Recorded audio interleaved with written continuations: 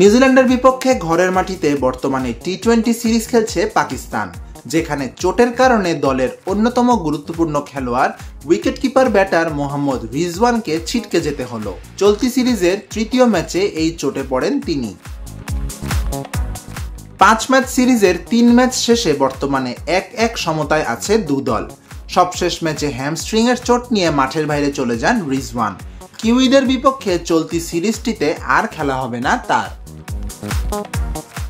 Pakistan cricket board PCB তাদের এক বিবৃতিতে জানিয়েছে, রেডিওলজি রিপোর্ট দেখে রেজওয়ানকে সিরিজ থেকে সরিয়ে নেওয়ার সিদ্ধান্ত নেওয়া হয়েছে।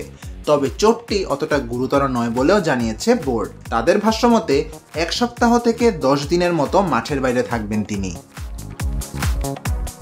নিউজিল্যান্ড সিরিজের পর সামনে পাকিস্তানের ইংল্যান্ড সফর এবং জুনে টি-20 বিশ্বকাপ আসর আছে।